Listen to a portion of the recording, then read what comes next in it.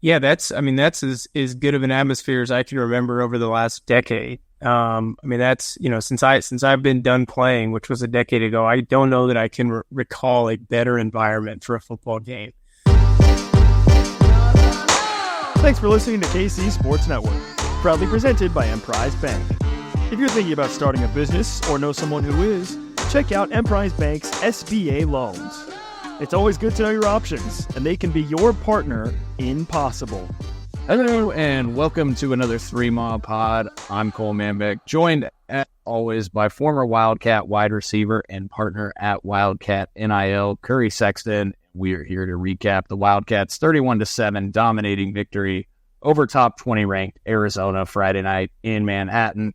Before we talk football, want to give our friends over at Holiday Distillery a huge shout out. We all spent a couple days with them Thursday and Friday. Our guy Wyatt from Holiday Distillery, he was out at the For the Cats Classic at Colbert Hills on Thursday in support of Wildcat NIL for the K-State men's basketball team, was dishing out some amazing drinks, including some of the Ben Holiday Bottled and Bond bourbon, along with some folks mixing some Irish Farms from Holiday Distillery into their coffees bright and early Thursday morning. I know I was standing with Coach Tang at one point. We were both looking and saw a lot of people pouring some pretty heavy pours of Irish Farms into their coffee. No judgment. We were entertained by it all, and everybody seemed to have a terrific time at the event in support of Wildcat NIL. And then on Friday, Holiday Distillery and Wyatt were at the Wildcat NIL tailgate, Northeast Grass area of the Veneer Complex. And folks, I said it on the live post-game show that John, DY, and I did on Friday night, but I cannot say enough great things about the Wildcat NIL tailgate. I brought some friends over. They're not Wildcat NIL members currently. They experienced a tailgating scene over there on the Northeast Grass lot, and they're going to sign up now. They had a heck of a good time. I had a blast, ran into a ton of 3 Mall listeners that were over there who were also Wildcat NIL members. Obviously ran into Curry, caught up with him, Ryan, Pearson, Jace, the guys, some K-State celebs over there to interact with and engage with. And look, you can join and go over and experience the Wildcat NIL tailgate if you just join catsnil.com and sign up for the membership program for as little as $10 a month. I assure you, you are going to get more than your money's worth at just one of those tailgates when it comes to food and drinks. I probably drank way more than my value of my Wildcat NIL membership at just that tailgate on Friday night. So go check it out. Go to catsnil.com and get signed up for the membership program. They're going to have the Wildcat NIL tailgate at the remaining home games. I know a couple people came up to me and they were like, wait, Curry, you're doing this, you guys are doing this every day game? They thought it was just a one-off event. So, I want to remind folks, like, this is every home game, and you guys do a heck of a job with it. Appreciate it. Yeah, it was Friday. We had a great turnout. The first game we had a solid turnout, nothing crazy. And over purchased on food and had way more food and beverages, booze in particular than we needed. And so we scaled back the food order significantly week 2 and underbought. So we'll find our groove on the food. But we had a great turnout. I mean, the tent was packed the whole time. A ton of people outside the tent as well. People coming and going. Again, Holiday was there serving up some delicious drinks. We had all kinds of other beer and beverages as well. And so really a great time, great opportunity to meet and mingle with other K-Staters. Gene Taylor stopped by, Junior Spivey, Trey Stab was there. I'm trying to think of who else popped by, but every week we're going to have recognizable figures dropping in and saying hello. So if you're a K-State, if you're an NIL member, Wildcat NIL member, come on by. And if you're not, get signed up at catsnil.com and come enjoy one of those great tailgates. I think Wyatt told me at one point, Curry, that he had gone through 8 or 9 gallons of the lemonade Ben Holiday Bottled and Bond bourbon mix at the tailgate. Yeah, it was every time he filled up one of those gallon jugs. I was like, oh, that won't last, or that I was like, that'll last a while. And then you look and it's gone. People were having a good time and enjoying themselves and consuming. The bourbon lemonade was delicious, and the John Daly that he was making was pretty incredible too. So. Was hard not to overconsume. Dangerously good, because you don't realize, what you're drinking really. It doesn't taste like you're really having alcohol, and then you have a couple, 2 or 3, and it goes down so smooth and so quick. And I just kept hearing, like, people were coming up and I saw them making a drink and they're like, hey, you got to try this Ben Holiday bottled in Mount Bourbon and this lemonade mix that they've got going on. It's great. And heard just rave reviews about it as well. And the great thing about the setup for folks who don't know is like you're on the big grass lot, the Northeast Veneer Complex on the grass area there. And you got the tent with the shade. You got a couple TVs up where you can watch college football as well and mingle and interact with everybody. But you also can there were a lot of people that just brought folding chairs, lawn chairs, and just sat out in the grass as well and threw a football around and sat out there and had drinks as well and then went back in the tent, refilled on their drinks. So it was a heck of a good time. I saw Gene as I was walking up. I think Gene left right as soon as I walked up. I probably chased him off as soon as he saw me. He's like, I'm getting out of here. I don't want to talk to him. So saw Gene there, saw Junior Spivey. Obviously, he's awesome, awesome dude.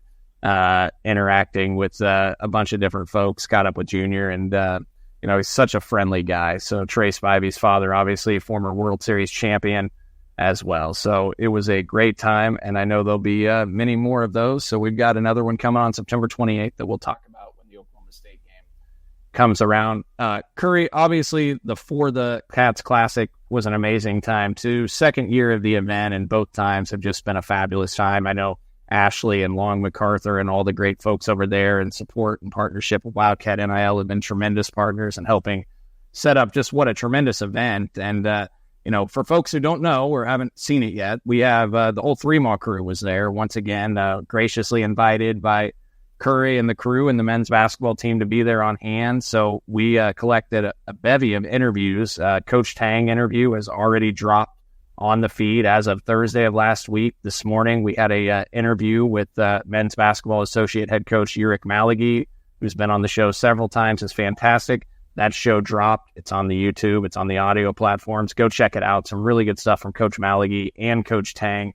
And we have player interviews dropping with Coleman Hawkins, Brendan Hassan, David Gasson, David Castillo. All those are going to be on your feed over the next 7 to 10 days. I know it's football season, but these guys got me excited for K-State basketball, talking to them. Tons of great stuff from the basketball coaches and the players. Get to know some of the guys a little bit better as well. It's really good stuff. So be on the lookout for those on the feed over the coming days, and the ones that have already dropped, go check them out. Give them a listen. Tell your friends about the show. Leave a review. Subscribe. If you watch it on YouTube, subscribe to our YouTube channel. Leave a review on the audio platforms or wherever it is that you listen to the show. Tell your friends about it. We continue to try and grow the show, and don't want anyone to miss out on some of this stuff. And we're also going to have a record 20-plus shows on the feed for the month of September. Curry, how would you say the For the Cats Classic went on Thursday? Great turnout. We had right about 20 teams this year, which was an uptick from last year where we had about 16 or 17. A great group of golfers, local businesses, big time K-State supporters from across the country. We had an awesome turnout. I think with it being the day before, a prominent Friday night football game, created a little bit more buzz. And so really just perfect weather. The golf was great. We had some people go really low. I think the winning team shot 21 under. Pretty impressive out there. A bunch of Ellsworth, Kansas guys who have gone on to do pretty well for themselves. And we were excited to have them back. Great social gathering after the fact, and an awesome auction to cap it off. So really an outstanding event. Raised well over 6 figures at the end of the day for our men's basketball NIL. And so just a great event. Got even better in year 2 than it was in year 1, and looking forward to hopefully running that back in next fall, and potentially even looking at doing something similar for our football team in the spring. And so I really enjoyed ourselves. I think our guests did too, and so looking forward to having everyone back again next year. Look, I mean, we were done with recording shows by like 11:30 in the morning. And once again, this is the second straight year, I didn't leave until like 4 o'clock because I'm having such a good time. I'm not even playing golf, but I just loved engaging, interacting with everybody, sitting out there, drinking some of the Holiday Distillery products, hanging around. It was a lot of fun. You don't want to leave. It's a fun atmosphere. The auction at the end was fascinating and fun to watch, really entertaining, and got to engage with a lot of the staff and the coaches, the players, etc. So really fun time. Encourage folks to check it out next year when it goes on. And the football one, I think, would be a huge hit as well, potentially in the spring or whenever you guys try to decide to do it. So looking forward to potentially that happening. Curry, let's shift to Friday night in football. But before we get on the field component and talk about that, want to ask you about the atmosphere at Bill Snyder Family Stadium. Chris Kleiman said after the game it was the loudest he'd heard the stadium in his time at K-State. And look, I know when you're in the stands, it's a little harder to evaluate the noise level because it's far louder down on the field, like when you were a player. But what would you say the atmosphere Friday was like, and maybe where would you maybe rank it over the last several years? Yeah, that's as good of an atmosphere as I can remember over the last decade. That's, since I've been done playing, which was a decade ago, I don't know that I can recall a better environment for a football game. Obviously we had we had prime weather. It's Harley Day. I walked in, to my seats with probably 25 minutes before kick. And there was a noticeable buzz in the air. And then of course the Harleys enter and that just raises the decibel level and even accelerates that atmosphere. And so I was, from the jump, all myself and the people sitting with me were super impressed with the atmosphere. And obviously the first drive that Arizona had took a little bit of the wind out of our sails, but we got that back with our response, that touchdown drive, and then ultimately with the Dylan Edwards punt return. And so I can't recall, since I've been a fan in my post-playing career, I can't recall a better atmosphere than what we saw Friday night. Yeah, I would certainly rank right up there. The only thing I could compare it to, but going in, you didn't expect it necessarily, and this is in the Chris Kleiman era specifically, was maybe the 2019 win over Oklahoma when they upset Jalen Hurts and Lincoln Riley and CeeDee Lamb and that squad for the Sooners. But going into the game, the energy level wasn't quite there because, to be candid, I don't think anybody expected K-State to probably win that game. They were significant underdogs, but as the game went on, the atmosphere was electric. I can't think of another one, though, that stacks up to that. Maybe Texas in 2022 in Manhattan, there was a pretty darn good atmosphere. The KU game that year, too, because to win, you're going to the Big 12 championship, but also kind of some crummy weather that night that might have minimized that we were victimized that year by a couple bad weather games, Missouri as well, that probably would have been elite if it wasn't for those thunderstorms that rolled through. So, I thought it was right there, Curry, with the Auburn game of 2014, which you were a part of. Obviously, it felt like just an elite level atmosphere. That was another midweek game or weeknight game.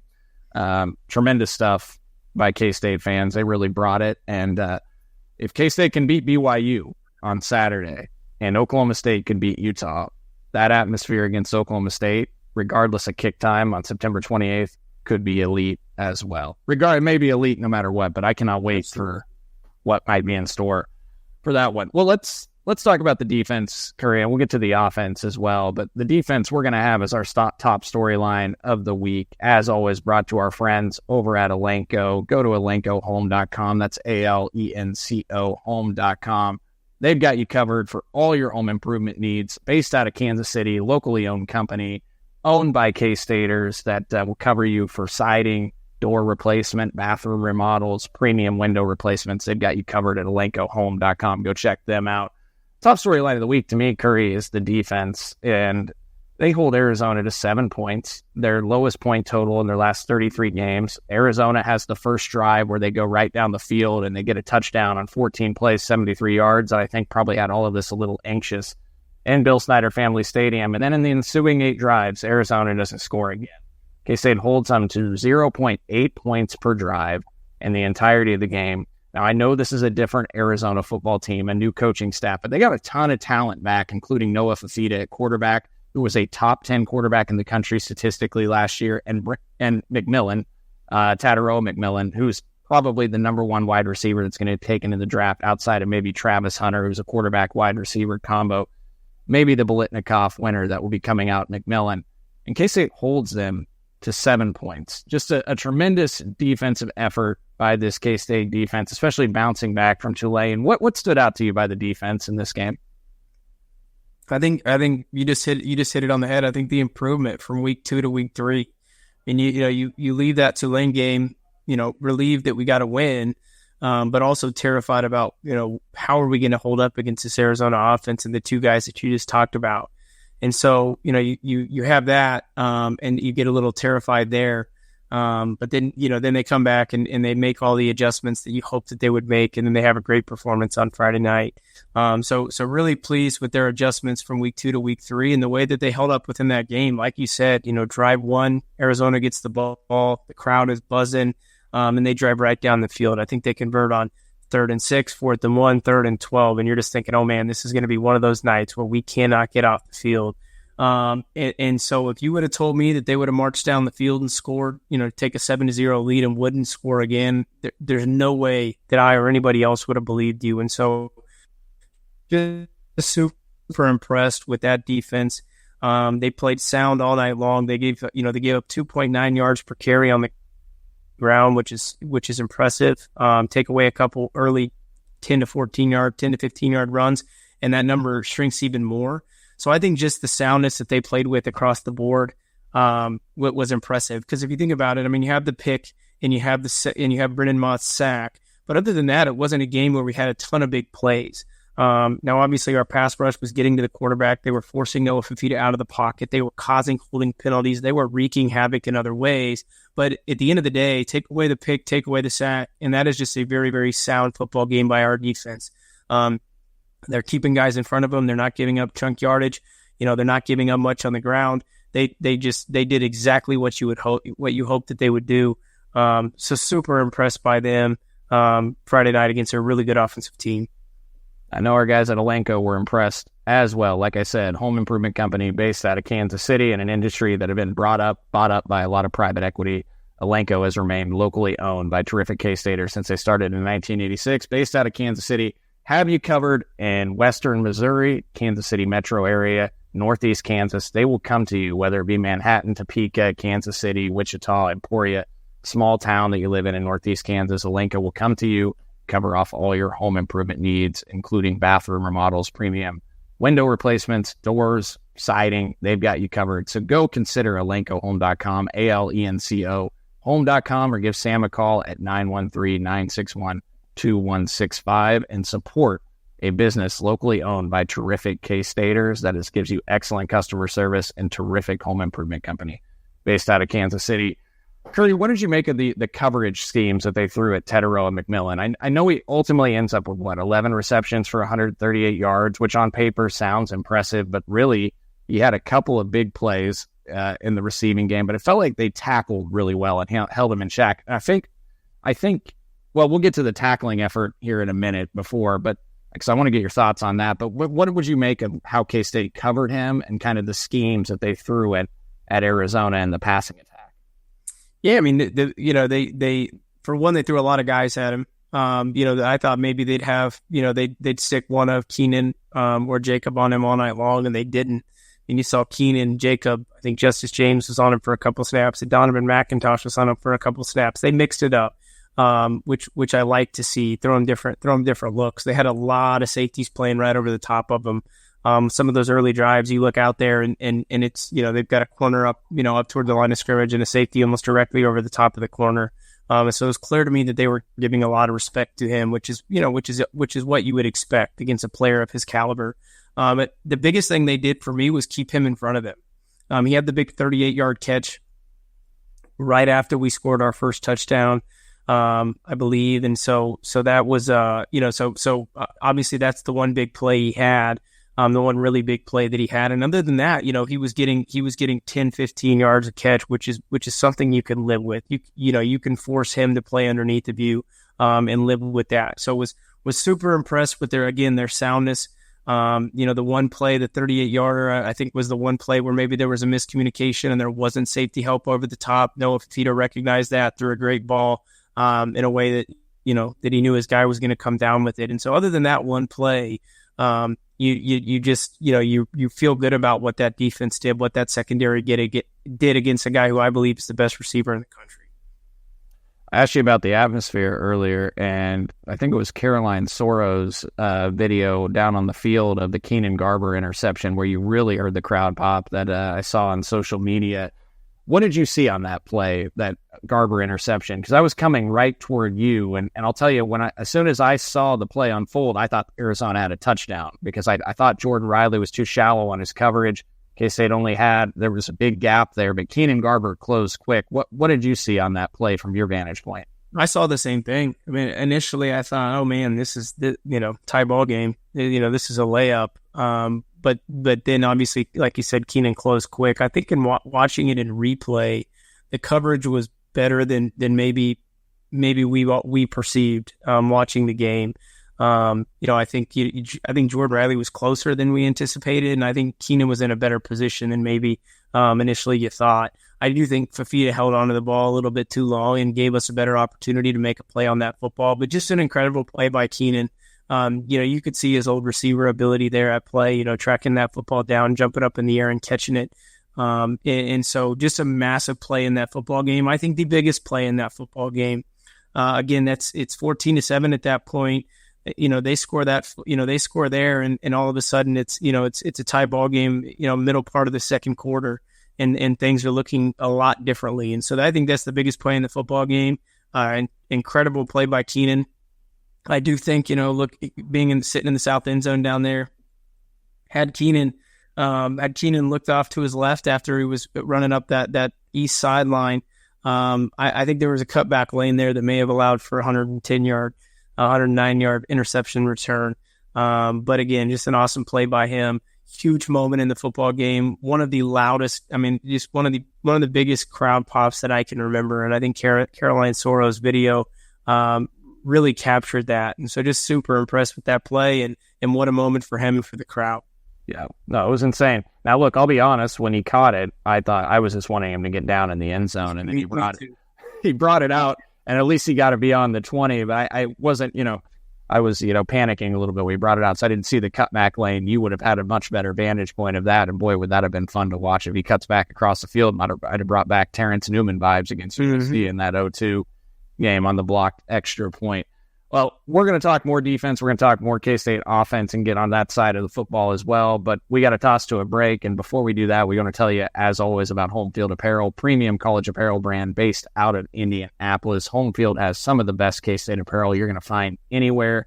Once again, saw a ton of Home Field apparel being worn around Bill Snyder Family Stadium on Friday in Manhattan. They've got 50-plus items to choose from on their website at homefieldapparel.com. Awesome retro t-shirts, super soft and comfortable. Amazing hoodies. Some of the things that I own the most that probably out of Home Field Apparel are the hoodies, and you're going to probably want to be stocked up on those soon as fall weather will be arriving before you know it. So go on over to Home Field Apparel, get some of their hats, their t-shirts, their retro hoodies, sleek design, super comfortable stuff, and one of the 50-plus items they've got on their website. Plus, you can get 15% off. Just enter discount code 3MAW24, and you will get 15% off your entire order. Go check out homefieldapparel.com and get stocked up for the rest of the season. Looking for tickets for your next event? Tickets for Less is your #1 source. Save big on every purchase when you use promo code KCSN at ticketsforless.com. And real quick, as always, you got an extra chance at an extra $500. We got you covered as well. Who wouldn't want that? Go over to bluewirepods.com/survey and complete the Blue Wire audience survey about you and your podcast listening habits for a chance to win a $500 gift card. This survey will help create a better advertising experience for our audiences and in turn help this show. That's bluewirepods.com/survey. All you have to do is answer a few simple questions for a chance to win $500. Make sure to read the full terms and disclaimer. Plus, complete the survey for a chance to win. bluewirepods.com/survey. The link is in the show notes of this episode to go check out.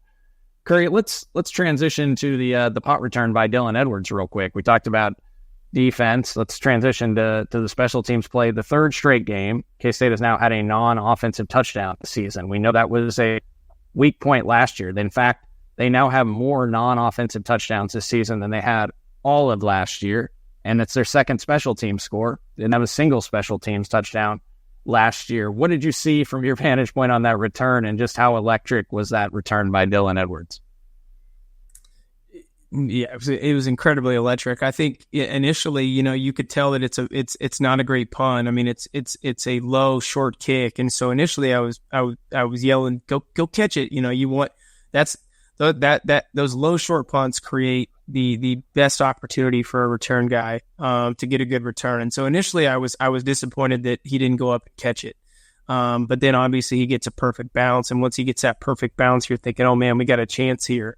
I think, that return is impossible without obviously Dylan's, elite speed. But then two, the blocks that were made by Donovan McIntosh and Ty Bowman. I mean, Donovan, blocking the gunner on that play. The gunner gets a step on him, and has the contain, has leverage on Dylan. But Donovan does a great job of catching up to his man and doing nothing more than shielding him and avoiding a block in the back while also getting a block. Smart play by a young player. Have to feel good about him and the work that he did there. And then Ty Bowman, a little further behind the play. His guy also has outside leverage and outside contain. May have been able to single-handedly disrupt that return. Then Ty, gets on his guy and just completely turns him and gets, Ty gets his back to the sideline. Just A+ blocking by Ty. He's kind of shown us that he's going to be that next special teams ace for us, that, taking over for Seth Porter and the work that he had done over the last couple of years. So incredible blocks by those two. And then it's just a foot race. Dylan gets to the sideline. He's got to beat their big, one of their big shield players. And then we get to see him have a little bit of fun. And so just an awesome moment. That's the kind of stuff that you envision when Dylan came back this spring. And so great to see that for him, for that unit. And for the special teams as a whole, that's not something we've had a chance to really enjoy the last couple of years. And so just awesome to see Dylan have that moment early in a big game, in a big moment. I was thrilled for him, and it was really fun to just watch him outrun everybody and all the pursuit angles those guys tried to take. And shout out to Ty Bowman, who's become a terrific special teams player at Kansas State, had the blocked punt in the opening game as well. And then, like you mentioned, Donovan McIntosh, look, he's only a redshirt freshman, and for him to be mature enough to not block that guy in the back and to kind of just screen him off shows a lot of maturity, because a lot of young players will be tempted into just blocking in the back and getting a penalty there. I thought McIntosh played well, not only on special teams, but on defense when they brought him in too and had him on McMillan on a few snaps. So a promising long corner is Donovan McIntosh. What type of growth did you see from the offense in this game? Huge. I mean, I think, again, just like the defense, exactly what you wanted to see after weeks 1 and 2. You wanted to see them be able to sustain drives, to be able to avoid the 3 and outs, to be able to move the ball both on the ground and in the air, and to see Avery utilize his feet more. Did any of us expect or desire to see Avery run the ball 17 times? No. But at the end of the day, most of those were not design run plays. And it was just Avery improvising and using his elite skill set. And so ultimately just thrilled with the offense, with the plays that they were able to make, with the drives that they were able to have. Still a ton of work still a ton of improvement to be made, which I think is a good thing. You can look at both sides of the ball and offense in particular and say, hey, we need to improve here, and here. And after you beat a top 20 team 31-7 and can still say that, that's a good thing. And so really impressed with that first drive. You give up 7 points. The air is sucked out of the wind is sucked out of the crowd a little bit, and the offense comes right out and has a great drive to go down and tie the ball game back up. Really, really gutsy call by Coach Kleiman on that 4th and 1 from our own 34-yard line. Otherwise, you're looking at another 3 and out to start a game. You're down 7 then, and you're punting the ball back to a good Arizona offense. So I really like that call. That was a gutsy call, but I really like that call. And then we drive down and score 7 points. Obviously, on that first drive, there's a couple drops. Dante Cephas had a couple drops. A big drop on an incredible throw by Avery, where he's rolling out to the left, throws against his body, with Dante streaking across the field, and 2 defenders trailing him. Just an awesome throw.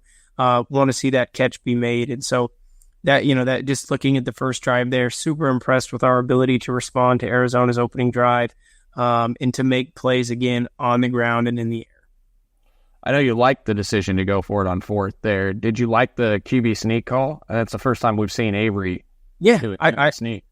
Absolutely. In this day and age where everything, or not everything, but a lot of offenses run out of the shotgun, it always blows my mind that offenses continue to line up in the shotgun on 4th and short. And despite having a dual threat quarterback who's very effective out of the shotgun, I love that we're still putting him under center and making plays like that possible. So I did like it. Obviously Avery's an undersized guy in terms of his his sheer size, but he's also right there at that marker. He's a strong kid. He's a fast kid. He's elusive. I think that's a good play call. How did you think they used, how would you evaluate how they used Dylan Edwards in this game? He saw an uptick in snaps. Now, not so much in the first half. He came out in the first series with DJ Giddens and him together, split back sets. He was out there for the first couple of plays in the first half, but I think he probably was only on the field 5 or 6 snaps in the first half. But then in the second half, 13, 14. Did you like how they used him in the game? Yeah, in the second half, for sure. But still, there's still a lot that can be done there. I think there's still a lot left to be desired. He's shown us, through his limited carries, limited touches that he is as electric as anybody in college football. We have to be better at utilizing him. One of the big narratives about him this offseason or heading into this season was that, hey, he's not going to be a guy that can run between the tackles. Well, he's proven that wrong to some degree so far. In the limited touches that he's had running the ball through the tackles. He's always making guys miss, and he's always working for more yards. That big run that he had the other night where he was bouncing off tackles and driving his feet for extra yards was super impressive. So get him the ball more in between the tackles. He's shown that he can be effective in that way. But then let's again, I'm going to come back to this probably over and over and over, but let's find ways to be creative and utilize his skill set.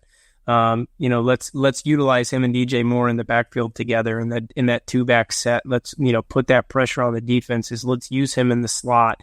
Let's put him in and out of motions. Let's throw him the football and screens in short game. Get him lined up against linebackers or even safeties and create mismatches. I think we have to be better at utilizing his skill set because as it stands right now, I think our three best offensive players may be, our quarterback and our 2 running backs. And so we can't afford to not have Dylan out there simply because he just so happens to be, DJ's backup and DJ may be the best player on our team. We have to be creative. We have to find ways to utilize both of them because they are both such dynamic players and game changers. So that's my soapbox for the week. I want to see more of Dylan. I think most people would agree, and I just think we have to find ways to utilize him. I thought that the 23 or 24-yard run he had, I thought that was the most impressive play he's had so far at Kansas State, where he just shredded multiple tackles and showed his toughness, the ability to bounce off of hits. And I agree with you. I think one of my biggest frustrations, Curry, is just not only the lack of touches and being on the field, but really haven't gotten him involved in the passing game at all thus far this year. Like, I expected them to get him and miss. I know he had the touchdown catch in the opener against UT Martin, which shows he can get him in mismatches. And maybe they're planning to use that here as we get into Big 12 play and starting Saturday night at BYU. But, I mean, he seems like he's a guy that you could get in a lot of mismatches and think of a linebacker trying to cover that guy. Get him on a simple crossing route even against a linebacker or a wheel route down the perimeter like we saw DJ Giddens. The only passing routes I've really seen him get him on are, flare out bubble screens or that one on the first play of the game against UT Martin where he got like 4 yards, but not a lot downfield yet or mismatch opportunities. So, yeah, I completely echo what you said there. Yeah, got to utilize him more. Yeah. Offensively, Avery Johnson, 18 to 23 now in the second half of games for 277 yards, 3 touchdowns, no interceptions, over 12 yards per pass attempt. He's been sensational in the second half. And when you look at the Arizona game, just throwing out some numbers here, 9 carries for 79 yards, almost 9 yards of rush in the second half, 6 of 8 passing for 87 yards, a touchdown as well. He was terrific once again in the second half. One more question on the offense, and then we'll wrap this up soon here. Curry, what is K-State? It feels like K-State's doing a really nice job at getting their tight ends open down the sidelines multiple times this year. Braden Lofton, Will Swanson, on what I would probably view as kind of a similar play. Like, it seems like they're running some sort of version of a wheel route that's getting these guys open. Like, what have you seen from them on an X's and O's standpoint that's getting that play open? Or maybe I'm oversimplifying and it's not a similar play design, but it feels like they're getting those guys down the sideline wide open numerous times. Yeah, I mean, to me, it's sort of a modern RPO type play. Obviously, we're a heavy 12 personnel team, and so we have tight ends out there almost every down, and they are primarily blockers. And so I think naturally the defense gets in the gets used to them blocking on every play. And so we're creating opportunities for them by using play action, by using, bootlegs, by using that RPO, where the defense is expecting run. They're expecting these blocking tight ends to block, and then they just so happen to sneak out in the flat or down the sideline, for on a route. So I think it's just an effective use of basically a modern RPO, and so that's what I would characterize it as, more than anything. And yeah, just great creativity. Great job using those guys and their skill sets to find ways to get them the ball, especially in goal to go situations. I thought the play call, on the touchdown to Will Swanson early was a great play call. And so, just again, great play calling, great creativity there. I think that shows you that, hey, we're capable of using some creativity to get guys open. What are your thoughts on Friday or Saturday night? I'm on the Friday night mindset now. What are your thoughts on Saturday night in Provo, Curry, on the game at BYU? Yeah, so scared. Not scared, I should say. I think this game has to present some level of concern. Obviously, I think BYU's undefeated for one. They had the impressive win against SMU, and so this is a capable football team. And I think some of the factors that I hope people don't overlook is, one, it's a super late kick. It's a 10:30 kick in Manhattan. 10:30 kick. No, excuse me, it's a 9:30 kick in Manhattan. But it's a super late kick. So our guys are going to have to sit around in a hotel room all day long. They're going to be in a hotel room from when they wake up around 8 o'clock till they probably leave the hotel around 6 o'clock. So that's something that you have to account for. You have to account for the altitude. That's all something we're accustomed to playing in. You have to account for the weather. It's going to be a lot colder than what the guys have been accustomed to thus far this year.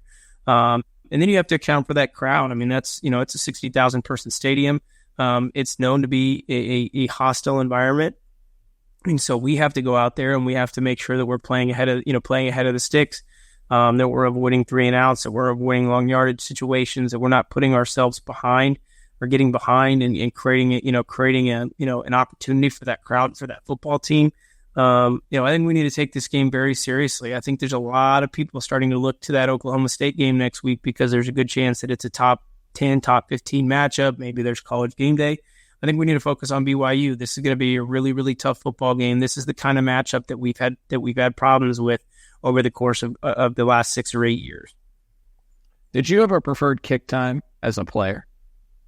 Yeah. I mean, on the road, 11 a.m. At home, 2:30 was ideal. 11 a.m. on the road gives you an opportunity to, you get up, you knock the game out, and then you're back home, in time to enjoy a little bit of a Saturday, and start to recover a little bit. You don't want, at home, 2:30 is a little bit more ideal because you're not playing early in the morning. I was talking to some of the guys on Saturday, and I asked them, at what time do you think you'll be back? I think there's a good chance that, kicks at 9:30, the game will be over by 12:30 or 1. I don't know where they're flying out of, so it's going to, if they fly out of Salt Lake versus Provo, that will change the timing of it. But there's a good chance those guys aren't walking back into their apartments on Sunday morning until 5 a.m. And so there's nothing ideal about that. That creates for a short Sunday. That creates for a short week of recovery. There's nothing ideal about that. So, really, don't love that time for the guys, but hey, it's part of it. It's part of being in a conference down that spans almost every time zone. Yeah. Yeah, I do anticipate. I think that from talking to folks, it'll probably be 5 to 6 a.m. arrival back in Manhattan. Not ideal in any way. And look, BYU, K-State's got a target on their back. You're marching into enemy territory as a top 15 team against a team in their opening league game this season, and they're 3-0, and now they're hungry, and they think, why not us? And look, it's a tough place to play at BYU. I think we've all watched a lot of games there at night. It's loud from the TV. The atmosphere is great. So communication, this is not Tulane, obviously. This will be a far greater challenge in terms of dealing with the crowd noise. So this will be a big growth opportunity for this K-State football team, and they'll have to be locked in because it takes a lot of the steam out of that OSU game if you don't win this one. So I know it's cliche, but you got to take this one game at a time. You got to figure out a way to win in Provo and set the stage for a huge atmosphere in Manhattan the following week. And hopefully K-State will do just that. But hey, Curry, appreciate it as always. Thanks to all you do for Wildcat NIL and also in support of 3MAW. So appreciate you as always. For Nick Springer behind the scenes producing the show and Curry Sexton for joining us as always, I'm Cole Manbeck signing off on another episode of 3MAW.